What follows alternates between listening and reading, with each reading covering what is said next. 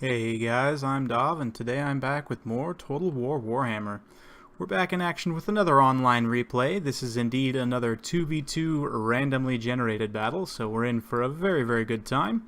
I'm going to be, again, playing with BlackIron, and we're facing up against ItalianSpartacus and Turin. ItalianSpartacus is going to be Clan Angrand, Turin is the regular Dwarfs, BlackIron is my ally, and obviously I am the Greenskins. So let's go ahead and take a look at the army builds. I've got it on pause here because things are going to kick off pretty quick. For myself, I did get some Goblin Wolf Rider Archers. We've got the Deff Creepas as well.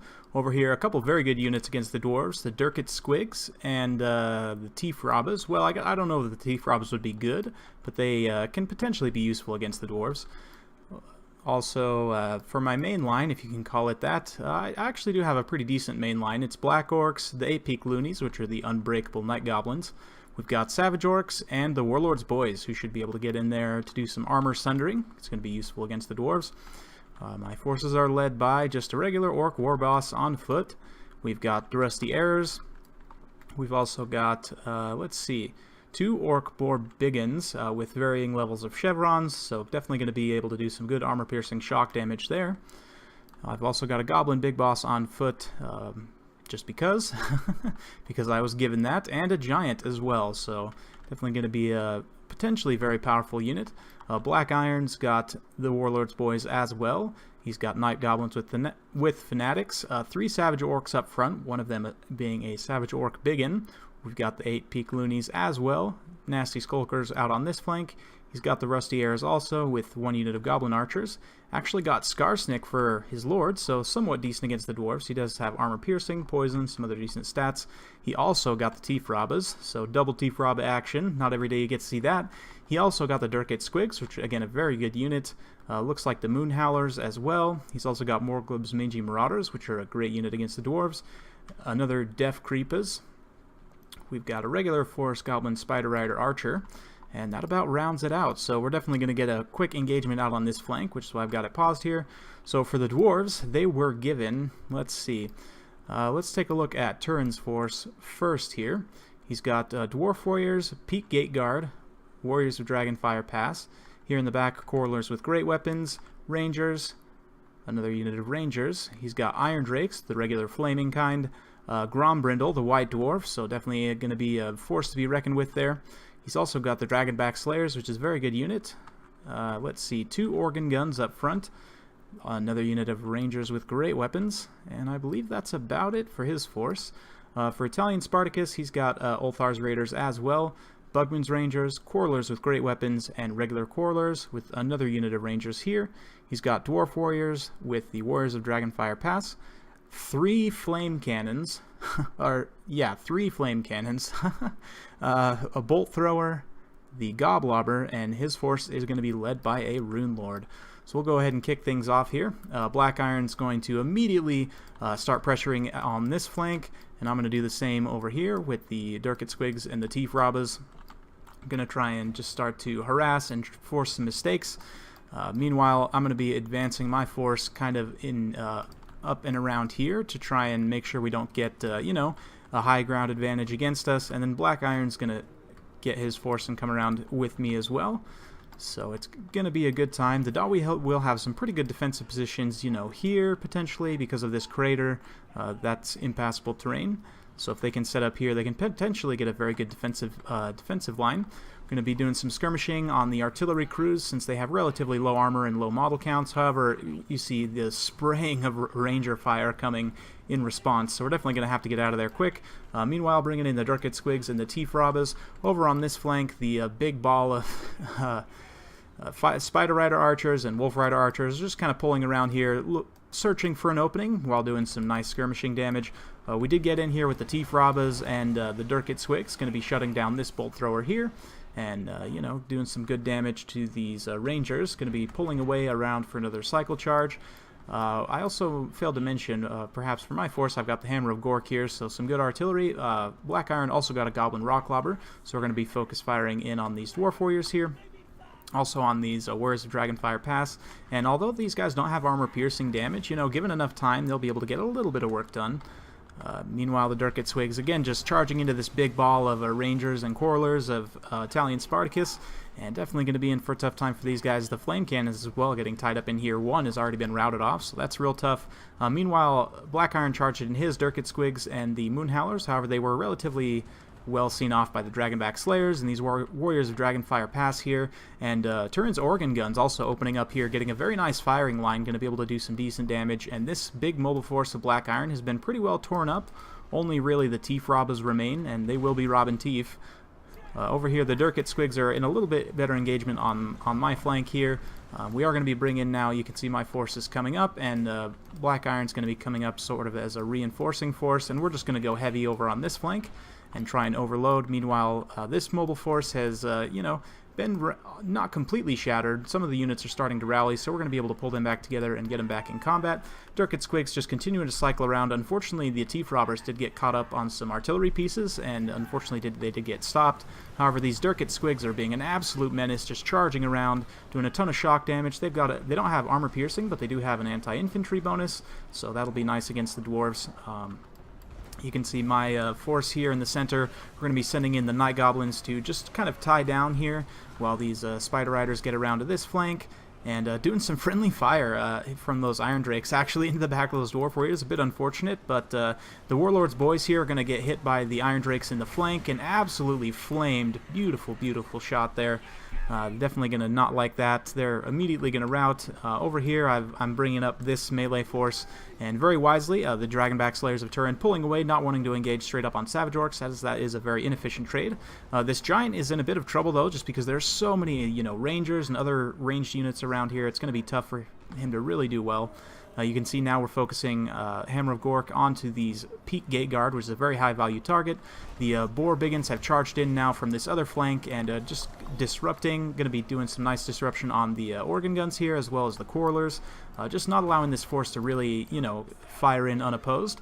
The Giant's taken an absolute beating, but he has terrified off some Quarrelers and doing some nice shock damage as well, so that's nice. You can see the Black Orcs finally getting into combat here, and the War Boss as well coming over. You can see the Rusty Arrows firing in, doing very well here, and now BlackIron's force has come to reinforce, so we're going to see them clashing in here. The Savage Orcs actually will be a little bit hard to trade with the Dwarf Warriors just because of the armor there, but you know, because these Dwarf Warriors are so tattered, as well as having the Warlord's boys, once they get in there and start to sunder armor, it'll start to tip that back in the Orcs' favor, and just the amount of unit models here is going to be really tough to deal with. So we'll be able to eventually break through there. These Black Orcs and these the 8 Peak Loonies here are in a little bit of a rough situation. The Giant is very, very low as well. So right now we're just trying to hold this pocket while this mobile force now that's regrouped is over here firing away at the cannon crews and other low armor targets as we can. You can see the Warriors of Dragonfire Pass over here trying to hold, but getting charged in the back by the Teef Robbaz, and they're not going to be too happy about this. The Orc Boar Biggins unfortunately did get routed off after having done some decent damage. The Durkit Squigs rallying now, coming back in and getting into these Rangers and these other ranged units, and you can see that the Rock Lobbers back in the back continuing to be unopposed and just raining in fire. These Peak Gate Guard unfortunately haven't gotten too much work done. They've mostly just been getting shot up. You can see the Black Orcs in here fighting up against the Bugman's Rangers and some of the Peak Gate Guard. Although the Bugman's Rangers do have, you know, regeneration, they're going to suffer mightily to Black Orcs. And the War Boss is fairly healthy as well. Grombrindle is also fairly healthy, so it's, you know, looking in the favor of the Greenskins, but definitely still winnable. Unfortunately, these Orc Boar Biggins are getting pretty badly shot up over here while they're tied down on these Warriors of Dragonfire Pass and the Rangers with great weapons. I believe those are actually the, yep, just regular Rangers with great weapons. You can see Grombrindle has no fear being popped, holding a lot of these units in the fight where they otherwise would be routing from army losses right now. A very good tactical retreat, trying to get these Quarrelers and Rangers up onto the high ground to fire down in, but just really, really rough. This huge kind of Zerg of Greenskins, this major blitz right here, is really going to be tough for the Dwarves. The Rune Lord's kind of stuck in there and not too happy about life. These Rusty Arrows continuing to fire in unopposed, and it's looking pretty rough for the Dawi at this point. They just didn't quite have the infantry to stand up to you know, all the mobility, and it was tough. You know, the Chaos Gods definitely dealt them a tough hand in terms of the army picks. I mean, they definitely The 3 flame cannons was just killer. You know, that was so much resources spent, and flame cannons are rarely effective in multiplayer, so that was pretty tough. The rangers that are alive are just continuing to try and fire in, but we're going to be switching the rock lobbers onto them, and the rusty arrows over here get a bit out of position. They probably want to be firing onto these Ulthar's raiders right here, but yeah, it's alright. Mostly just the Dwarven leadership holding at this point. We've got Grombrindle here and the Rune Lord, mostly surrounded, getting beat down. Over here, the mobile force is actually somewhat surrounded by dwarves, managed to get themselves captured. They're going to be seen off here, but at this point it's looking pretty bad for the Dawi. Army losses are going to be kicking off fairly soon. And here in the back, we're just using what mobile units we can to disrupt, and the rusty arrows here are now firing into what's left of the Peak Gate Guard, who have just shattered, and it looks like that's going to be pretty much it, except for these Dragonback Slayers here. So well played to Turin and ItalianSpartacus, and well played to BlackIron as well. I very much enjoyed this battle, and it's always fun to get you know, randomly generated armies, just because it forces you to learn, you know, kind of more, I wouldn't say basics, but more fundamentals of, you know, using different units and what you can do with different things, and you know, using units that you might not normally use, so then it forces you to kind of be creative and think about different ways to use them. But in terms of the army picks here, I got some pretty decent picks, I'm not gonna lie. The Warlord's boys here were great, especially when you match them up with the Savage Orcs. They can get a ton of kills. They didn't do a whole lot just because they got flamed hard, but the Black Orcs picking up 80 kills was very, very nice. 128 on these Durkit Squigs. These guys are great against the Dwarves. Very, very good unit. The Orc Boar Boy Biggins probably didn't pay their cost back, but they did a good job of disrupting you know, those Rangers and the Quarrelers on that far side. The Giant was a pretty rough pick. He got put down pretty hard. The Hammer of Gork was nice, and the Teef Robbaz as well, racking up 24 kills. Pretty decent. Probably not cost effective, but you know, it's more of a fun unit anyway. So let's take a look at BlackIron. Scarsnack didn't do a whole lot just because he didn't see a lot of combat, but this whole infantry blob that BlackIron got was pretty decent. Nasty Skulkers are decent. The Warlord's boys, when you mix them with the Savage Orcs, can be decent. You know, the 8-peak loonies, their fanatic ranged weapon can be decent. I don't remember if it deals armor piercing or not, but you know, it's all right. Getting Savage Orc Airboys and Goblin Archers with the Rusty Arrows is also very good as well, because again, you sunder the armor and just shoot them down. The mobile force, you know, of BlackIron didn't do quite as well. Only 6 kills on these Durkit Squigs here, 0 on the Moon Howlers, and you know, if I were actually picking an army, I'd probably never bring these guys against the Dwarves, but you know, that's what you get when you randomly generate. Force Goblin Spider Riders as well, not really great against the Dwarves. 45 kills on those Morgrim's Mangy Marauders. These guys are very, very good. Rock Lubber getting 69, very decent. Let's go ahead and take a look over here at ItalianSpartacus. You can see the flame cannons were really tough. This one got 43 kills, which is decent, but mostly his artillery getting shut down there by the vanguard of the Durkit Squigs and the other units, Teef Robbaz and so on. It was definitely tough for ItalianSpartacus. He got a lot of ranged units and only 3 units of infantry to protect all of that, so it's a very, very rough time for him. The Bugman's Rangers, you know, they're a decent unit overall, but they're a bit outclassed here in melee. So let's go ahead and take a look at Turin as well. For Turin, these Dwarf Warriors and the Warriors of Dragonfire Pass doing very well. 163 kills on those Dragonback Slayers. They definitely tangled up with that mobile force and did some major damage. 78 kills on the Peak Gate Guard. Decent. Probably not cost effective, but you know, you'd expect a lot of kills out of these guys because they are very expensive, but you know, it's a bit tough. The organ guns did okay. Again, probably not cost effective in the end, but they did decently. And the Rangers, you know, again, same thing with Turin happened to ItalianSpartacus. He just got a lot of ranged units and not really enough infantry to protect them. Granted, the Dragonback Slayers, you know, they did a great job, and you know, they're a unit that can help protect, but when you have this much range firepower, it's just going to be tough, especially against a very mobile faction like the Greenskins. So very, very well played.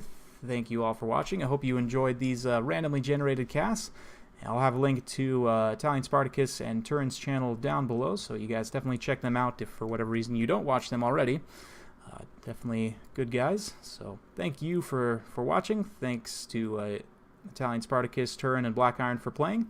If you like this kind of content, like and subscribe. I'm keeping it coming every day with more Total War Warhammer content. We're only about a week and a half out from Total War Warhammer 2, so get excited for that. We'll see you all next time.